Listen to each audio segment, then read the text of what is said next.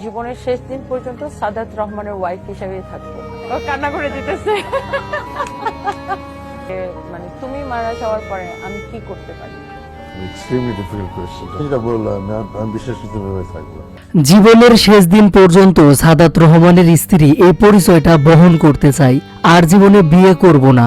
এবার স্বামী মৃত্যুর 3 দিন পর কঠিন সিদ্ধান্ত জানিয়ে ফেসবুকে দীর্ঘ স্ট্যাটাস দিলেন রুবাইত ফাতেমা তনি। স্বামী যখন বেঁচে ছিলেন তখনও তনি বলেছিলেন জীবনের শেষ দিন পর্যন্ত সাদাত রহমানের স্ত্রী হিসাবেই থাকতে চাই। তবে তনির স্বামী সাদাত রহমানের মৃত্যুর পর এখনও কিছু প্রকার নেটিজেনরা নানা ধরনের মন্তব্য করছে। কেউ কেউ বলে তনির মিশন সাকসেসফুল, এখন বাড়ি গাড়ি টাকা পয়সা সব পেল, আবার খুব শীঘ্রই নতুন জামাই ধরবে। তবে এবার বিপদের মধ্যেই সমালোচকদের কঠিন জবাব দিয়েছেন তনি, সেই সাথে জানিয়ে দিলেন নিজের পরবর্তী পরিকল্পনা।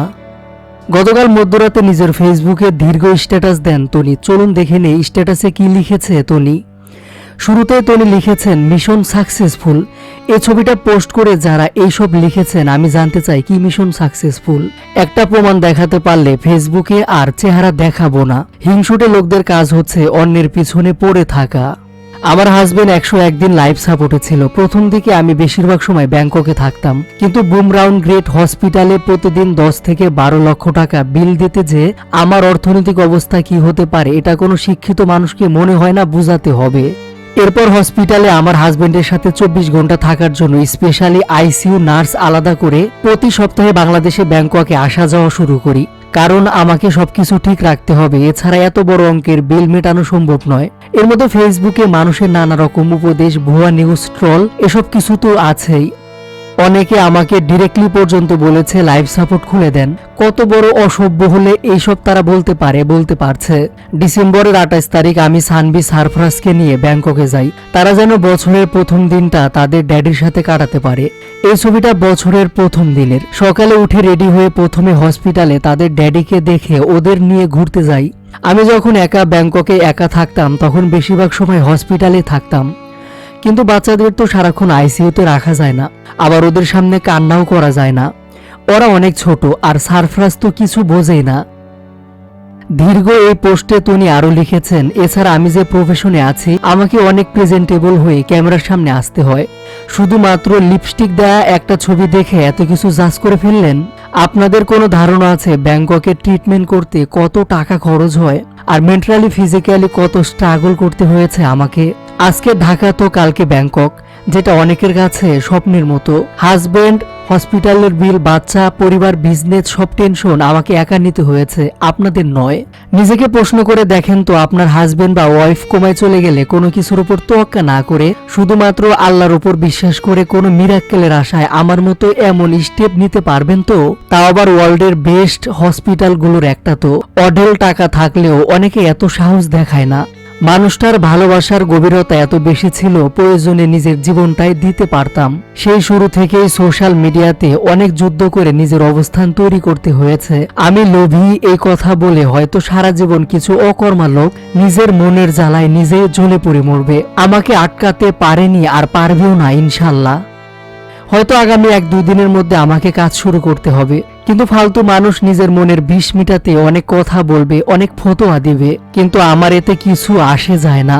বিগত বছরে আমি যে পরিমাণ ধাক্কা খেয়েছি, এখন সব সামলে উঠতে হবে। অনেক অনেক দায়িত্ব আমার, শত শত মানুষের দায়িত্ব আমার।